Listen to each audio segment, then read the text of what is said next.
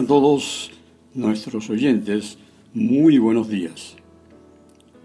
Nos complace extenderles una cordial bienvenida a la Escuela Bíblica Dominical, cuando nos proponemos continuar con el desarrollo de la unidad 6, la cual nos lleva a conocer los hechos que constituyeron el ministerio del profeta Amós, el llamado profeta de la justicia social.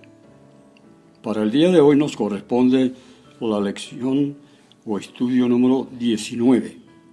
Dios ofrece restauración, siendo su texto básico Amós capítulo 8, versículos 4 al 10, Amós 9, 2 al 4 y 11 al 15. El versículo clave para esta lección lo encontramos en Amós 9, 15. Pues los plantaré sobre su tierra, y nunca más serán arrancados de su tierra que yo les di, ha dicho Jehová, Dios tuyo. Repito, pues los plantaré sobre tu tierra, y nunca más serán arrancados de su tierra que yo les di, ha dicho Jehová, Dios tuyo. La verdad central nos dice que el castigo y la restauración de Israel nos enseñan que Dios castiga a los que le desobedecen con el propósito definido de llamarlos a la obediencia y a la restauración. En este estudio hemos visto cómo el libro de Amós termina con una descripción gráfica de los últimos días del reino del norte antes de su derrota total por los ejércitos de Asiria en el año 722 a.C. Reinó en ese tiempo la anarquía total, y al fin ninguno de los palacios y templos lujosos quedaron en pie. No obstante, Amós vio más allá de la tragedia y contempló el gran día cuando Dios iba a unir la nación dividida bajo un hijo de David y proveerles una prosperidad desconocida por toda nación existente en el Medio Oriente. Amós se dirige a los que están explotando a sus obreros y a los campesinos que venden sus cultivos en el mercado. Les hace ver que es una infracción a la ley de Dios usar medidas y pesas falsas. Pagaban salarios ínfimos a los pobres, eran intermediarios entre el agricultor y el consumidor. Al que trabajó la tierra le pagaban precios insignificantes y al consumidor le cargaban precios astronómicos. Puesto que trabajan en alianza con las autoridades religiosas y civiles, no tienen nada que temer de ellas. Pero Dios no va a pasar por alto su pecado. Al parecer va a enviar su castigo en la forma de un terremoto peor que los ya conocidos. Lo más terrible para esta gente no será la pérdida de sus bienes y el cambio drástico en su estilo de vida, sino de su desorientación total. No sabrán qué deben hacer, no tendrán propósito en la vida. Muchos tal vez tendrán recursos para edificar de nuevo sus casas y sus comercios después del terremoto, pero no tendrán ganas de hacerlo. La quinta visión llegó a Amós mientras observaba a la gente celebrando la fiesta de la cosecha. Comprendió Amós que el juicio iba a comenzar en la casa de su Dios. Sus santuarios, también construidos y también amoblados, no les van a servir como lugares de refugio. La tradición era que un fugitivo podría salvarse al agarrarse de los cuernos del altar, como podemos leerlo en el primer libro de Reyes, capítulo 1, versículo 50. Amós dice que el templo se vendrá abajo sobre sus cabezas, por lo tanto, nadie podrá salvarse. Parece que Amós conocía bien el Salmo 139, porque de igual manera anunció que no hay lugar en la tierra, ni debajo de la tierra, ni en los cielos, donde una pueda esconderse de la presencia de Dios. Al contrario, el Creador de las estrellas y los cielos tocará a la tierra y sus habitantes con su vara de juicio. Estos versículos son de suma importancia. Los versículos que encontramos en el capítulo 9, los versos 7 al 10, porque Amós comprendió que Dios no solamente gobierna en los asuntos de Israel, sino que obra en la historia de todos los pueblos de la tierra. Ellos piensan que están tomando las decisiones que determinan su destino en el mundo, pero Dios es quien gobierna todo lo que pasa en este mundo. Por eso, en lugar de jactarse por sus privilegios, Israel debe reconocer que tiene mayor responsabilidad ante Dios, sobre todo en asuntos morales y espirituales. Israel no fue escogido por sus méritos, sino por el amor de Dios, como lo vemos en Deuteronomio capítulo 7, versículos 7 al 9. Y por eso no debiera nunca emplear su relación especial con Dios como motivo de orgullo o autojustificación. El profeta comprendió que Dios no iba a destruir del todo a su pueblo escogido, sino que dejaría un remanente purificado. Con este Dios podría continuar su obra de salvación en la tierra. Pero a los pecadores de su pueblo, los que decían, no nos alcanzará el mal, pensando que eran esenciales a Dios para hacer su obra, el mensaje llega con toda claridad: morirán por su pecado. No debemos olvidar nunca que Dios no depende de nosotros. En cambio, nosotros sí dependemos de Dios. Amós esperaba con ilusión la llegada del día glorioso, cuando los propósitos de Dios al fin se realizaran y su reino se estableciera en la tierra. De nuevo, el pueblo escogido sería unido bajo un solo rey de la familia de David. Gozarían de una prosperidad antes desconocida, pero lo más importante es que habitarían para siempre en la tierra prometida. Nunca más serán desalojados de la tierra que Dios mismo les dio. La primera parte de nuestra lección: mensaje contra la injusticia social.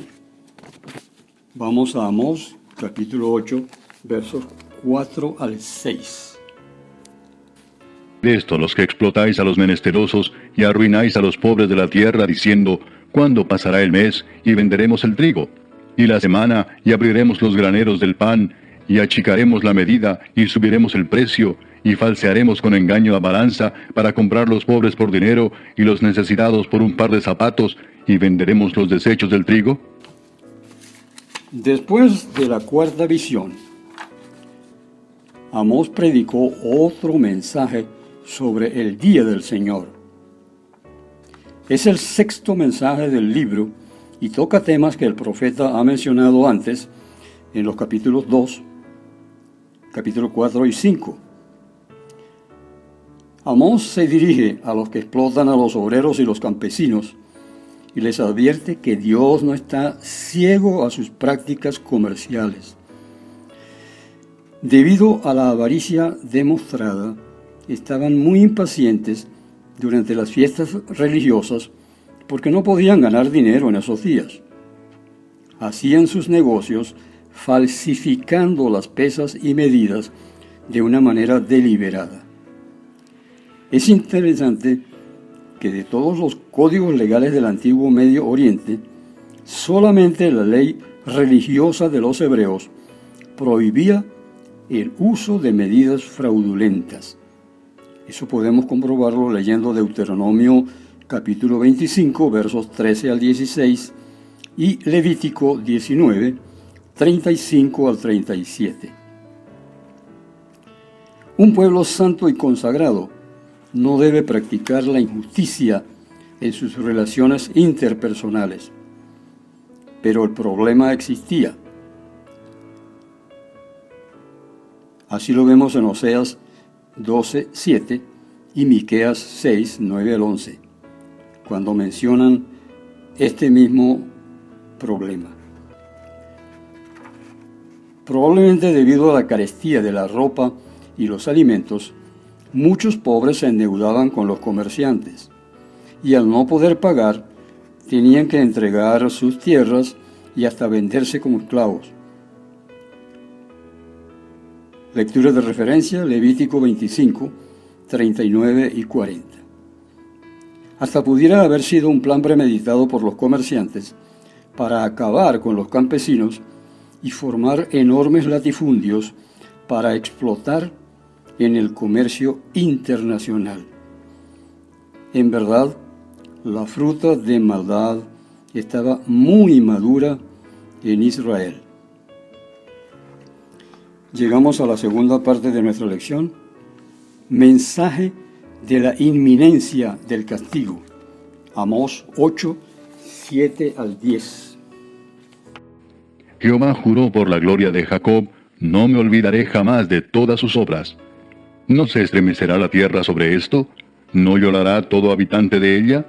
Subirá toda como un río, y crecerá y mermará como el río de Egipto. Acontecerá en aquel día, dice Jehová el Señor, que haré que se ponga el sol a mediodía, y cubriré de tinieblas la tierra en el día claro. Y cambiaré vuestras fiestas en lloro, y todos vuestros cantares en lamentaciones. Y haré poner cilicio sobre todo lomo, y que se rape toda cabeza. Y la volveré como en llanto de unigénito, y su postrimería como día amargo. El lenguaje de este mensaje es muy fuerte. Para grandes males, grandes remedios.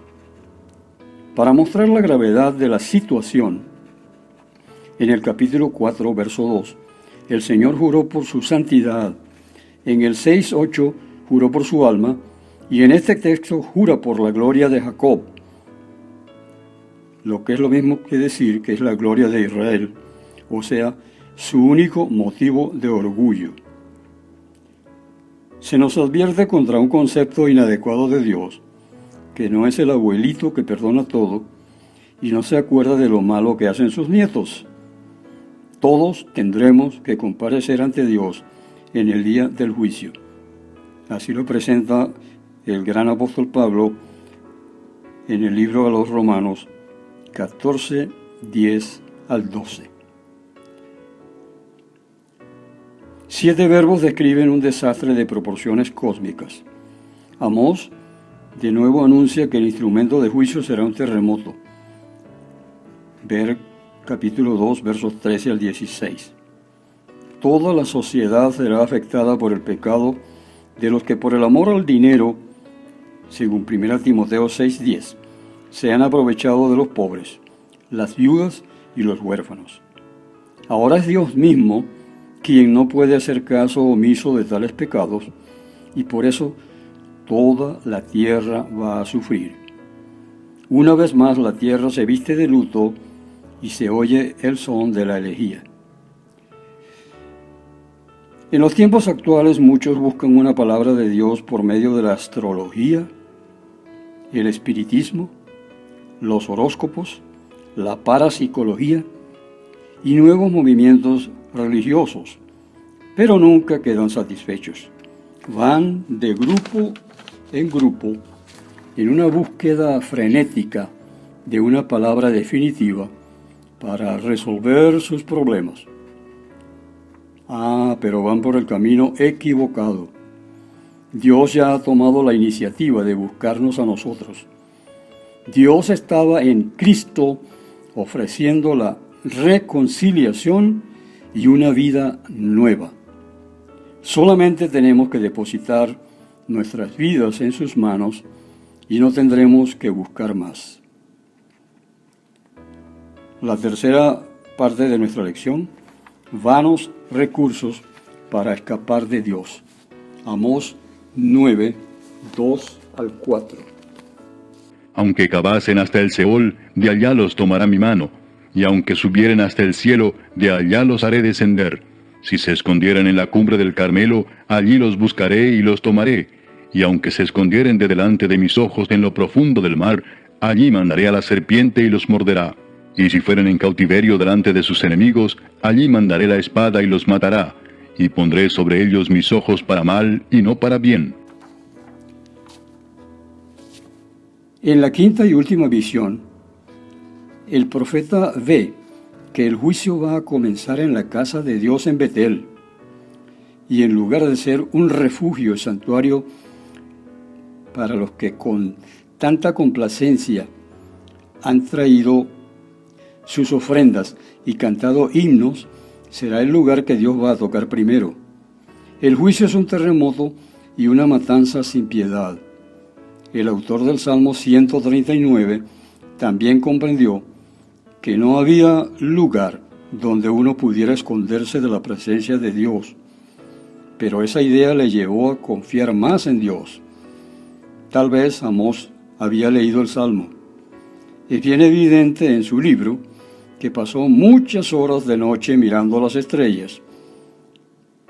Podemos confirmar esto leyendo Amós 4, versículo 13, Amós 5, versículos 8 y 9, y Amós 9, versículos 5 y 6. El profeta se quedó maravillado de la grandeza de Dios y plenamente convencido de que nadie podría esconderse del que dirigía los destinos de las naciones y las estrellas. Al contrario, los que gozaban de tantas bendiciones de Dios tenían que ser más aún responsables para servirle, como dice los versículos 7 y 8 del capítulo 9. Hemos llegado así a la cuarta y última porción de la lección de hoy: promesa de restauración de Judá y de Israel. Amós 9, versículos 11 al 15. En aquel día yo levantaré el tabernáculo caído de David, y cerraré sus portillos, y levantaré sus ruinas, y lo edificaré como en el tiempo pasado, para que aquellos sobre los cuales es invocado mi nombre posean el resto de Edom y a todas las naciones, dice Jehová que hace esto. He aquí vienen días, dice Jehová, en que el que ara alcanzará al segador, y el pisador de las uvas al que lleve la simiente. Y los montes destilarán mosto, y todos los collados se derretirán. Y traeré del cautiverio a mi pueblo Israel, y edificarán ellos las ciudades asoladas, y las habitarán. Plantarán viñas, y beberán el vino de ellas, y harán huertos, y comerán el fruto de ellos. Pues los plantaré sobre su tierra, y nunca más serán arrancados de su tierra que yo les di, ha dicho Jehová Dios tuyo. La última palabra de Amós no es una de pesimismo, sino de optimismo. Desde su montaña de Tecoa, el profeta mira lejos hacia el futuro y comienza el versículo 11 con las frases que tradicionalmente emplean los profetas para referirse a la edad mesiánica o a la edad dorada del futuro. En aquel día. Ese día será el día glorioso cuando los propósitos de Dios al fin se realizarán en la tierra y el reino de Dios será una realidad. Al paso del tiempo conquistarán a Edom y a todos los pueblos que invoquen el nombre de Jehová. Dios restaurará a su pueblo. Ellos vivirán en paz y podrán disfrutar de abundancia. La frustración y la inseguridad que la guerra produce serán cosas del pasado. Podrán construir sus casas y aún ciudades para vivir en ellas. Beberán y comerán disfrutando del fruto de sus manos. Dios plantará sobre su tierra al pueblo, aunque habían sido arrancados, nunca más lo serán. La tierra será para siempre habitada por ellos. Jehová, Dios, que antes los juzgó y castigó, ahora es el Dios de la esperanza. El mismo Dios de antes es quien siempre será su Dios. Estos versículos finales nos muestran cómo al final el propósito de Dios al crear la tierra será cumplido.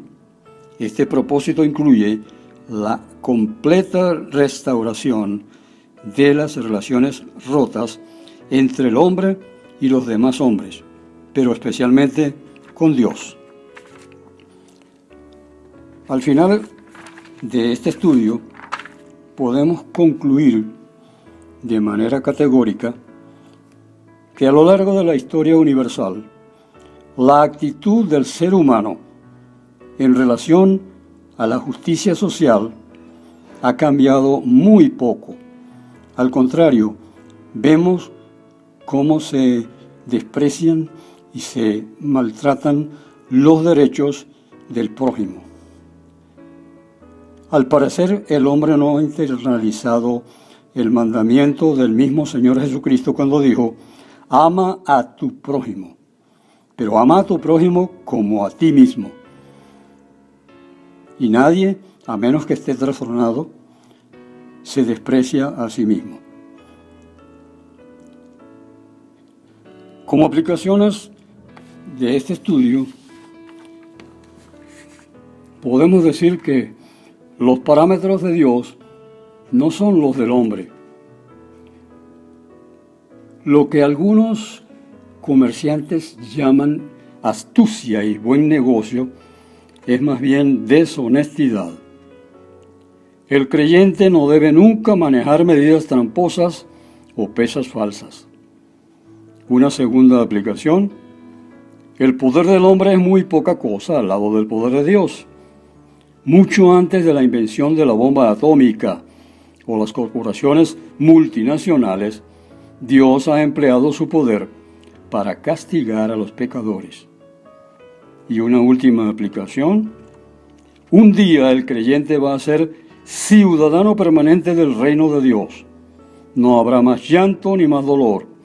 Las bendiciones de Dios serán abundantes y continuas. Gozaremos para toda la eternidad en la casa de Dios. Amén. Esperamos que estas lecciones contenidas en el estudio de la unidad 6, el profeta Amós, el profeta de la justicia social, haya servido de edificación a todos nuestros amables oyentes. Les invitamos para el próximo domingo, cuando comenzaremos otra unidad basadas en otro de los profetas menores, en este caso el profeta Oseas. Hasta entonces.